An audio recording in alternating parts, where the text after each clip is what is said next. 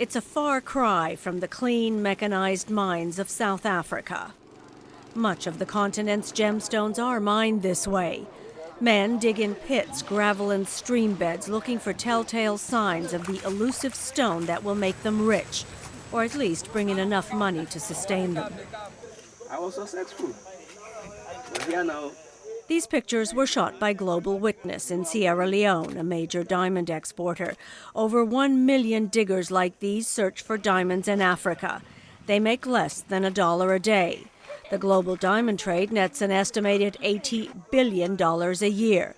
But it's not just economic woes that plague some.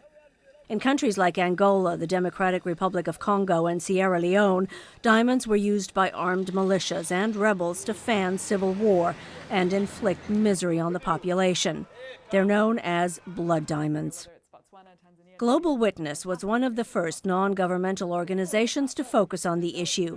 Annie Dunneback says the group set out to document the tragedy of conflict diamonds. Sierra Leone is one of the most notorious cases where hundreds of thousands of people died as a result of a conflict that saw the eastern part of the country, where the diamond fields are, controlled by the Revolutionary United Front, a rebel group that was backed by then Liberian President Charles Taylor. Horrific destruction and havoc was wreaked, especially upon the civilian population, really because the diamonds represented an economic incentive for the war to continue. The horrors of that war, innocent men, women, and children who had their limbs cut off by rebels, youngsters forced to fight, shocked the wider public. Efforts to publicize the link between the atrocities, the warlords, and diamonds paid off. The movie Blood Diamonds, starring Leonardo DiCaprio, helped. DiCaprio plays an ex-mercenary from Rhodesia, now Zimbabwe. He's selling arms to Sierra Leone rebels in exchange for diamonds. He ends up in a dramatic chase for a rare pink diamond. But in the end, he gives up the diamond, fights off the rebels, and helps publicize the illicit trade. Global Witness was an advisor on the film. Dunneback says it had an impact. I think that bringing the message in sort of Hollywood terms to a much wider audience than possibly our reports get to, it does have value. Eventually, international pressure made the diamond industry sit up and listen. In 2003, the Kimberley Process came into being. It requires member governments to certify that exports and imports are free from blood diamonds. Industry associations said they would comply.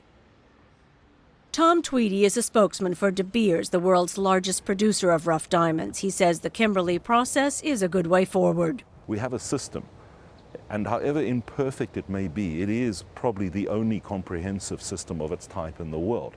At the World Diamond Center in Antwerp, Director Philip Klaas says that before the Kimberley Process, conflict diamonds accounted for from 4 to 15% of rough diamonds traded worldwide. Today, conflict diamonds only account for 0.2% of all rough diamonds traded worldwide. The emphasis is on certifying the origin of the diamonds to weed out goods traded illegally.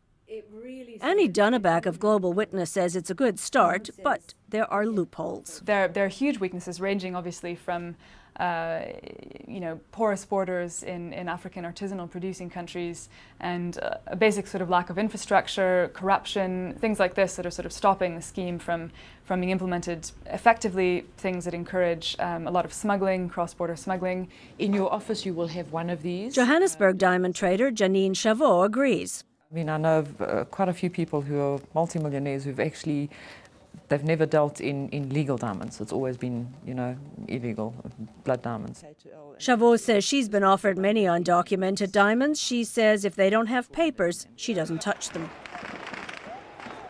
But it's not just diamonds that are causing trouble. More than 90% of the world's rubies come from Burma, a poor country with a military government that controls the sale of gems. The trade helps maintain the government in power. Human rights activists are working to tighten sanctions against Burmese rubies. But like with diamonds, the potential profits are large, and many are willing to look the other way.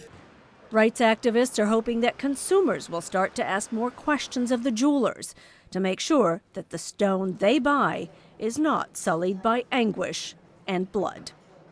Sonja Pace, VOA News.